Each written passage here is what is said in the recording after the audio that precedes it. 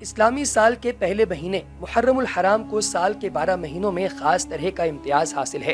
صحیح بخاری میں ایک حدیث مبارکہ ہے جس میں نبی پاک علیہ الصلوۃ والسلام نے حجۃ الوداع کے موقع پر ایک طویل اور نہایت ہی قیمتی نصائح پر مشتمل خطبہ ارشاد فرمایا۔ اس میں یہ بات بھی تھی کہ اس وقت زمانہ اسی رفتار اور حیت پر آ چکا ہے جس دن اللہ تعالیٰ نے زمین و آسمان کو پیدا فرمایا تھا۔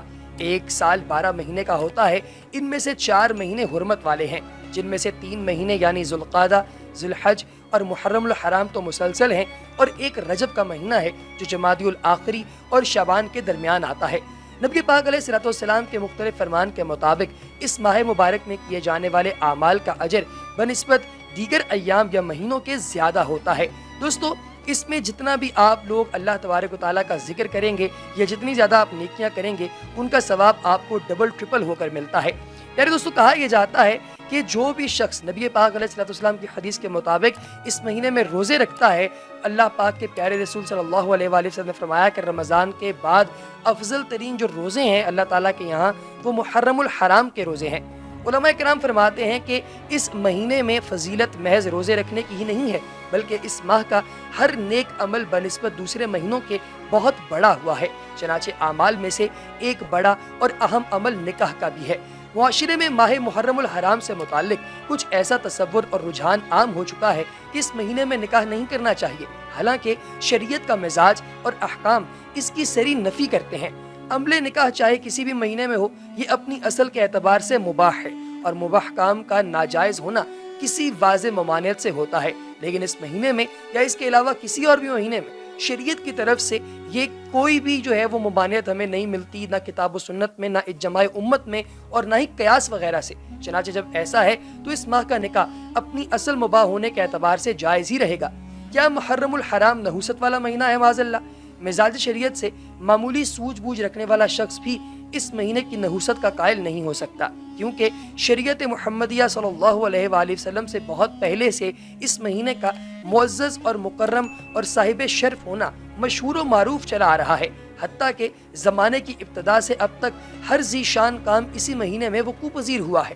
مثال کے طور پر روایات کے مطابق تو وقوع قیامت کا عظیم و شان واقعہ بھی اسی مہینے میں ہوگا۔ چنانچہ اتنا سب کچھ ہوتے ہوئے اس مہینے کو معاذ اللہ نحوست والا قرار دینا ممکن ہی نہیں، لہٰذا اس بنا پر تو اس مہینے میں نکاح سے روکنا عقلاً بھی درست نہیں ہے۔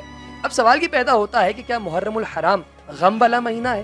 دوستو، اس مہینے میں شادی سے روکنے والے اگر اس بنیاد پر شادی سے روکتے ہیں کہ یہ غم اور سوگ کا مہینہ ہے، لہٰذا اس مہینے میں خوشی نہیں منانی چاہیے۔ کیوں؟ اس لیے کہ اس مہینے میں نوازِ رسول حضرت امام حسین رضی اللہ تعالیٰ عنہ اور ان کے خاندان کا چھوٹوں اور بڑوں کو ظالمانہ طور پر نہایت بے دردی سے شہید کر دیا جانا جو ہے وہ تاریخ سے ثابت ہے۔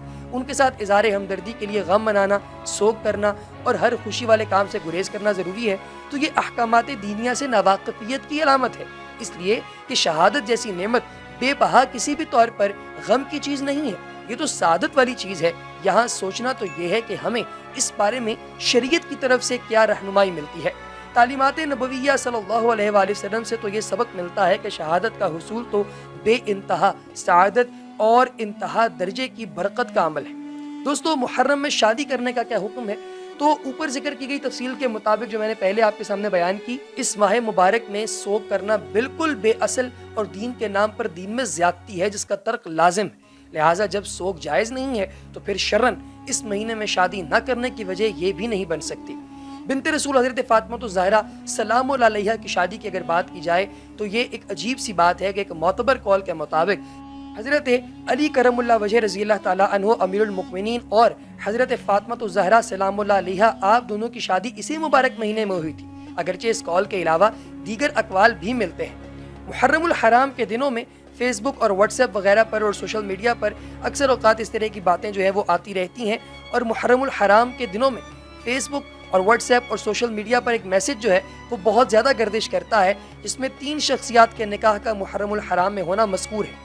پہلا، زوجہ نبوی حضرت صفیہ رضی اللہ تعالیٰ عنہ کا نبی پاک علیہ الصلوۃ والسلام سے، حضرت عثمان غنی رضی اللہ تعالیٰ عنہ کا حضرت ام کلثوم رضی اللہ تعالیٰ عنہ سے، اور حضرت علی رضی اللہ تعالیٰ عنہ کا حضرت فاطمہ الزہرا سے۔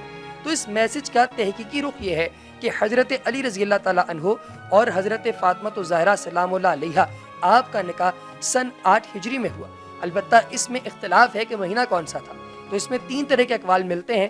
پہلا محرم الحرام، دوسرا سفر المطفر اور ذی الحج. ابن عساکر اور طبری رحمۃ اللہ علیہ نے محرم الحرام کے مہینے میں نکاح ہونے کی روایت کو ترجیح دی ہے. بقیہ 2 شخصیات کا نکاح بھی محرم میں نہیں ہوا.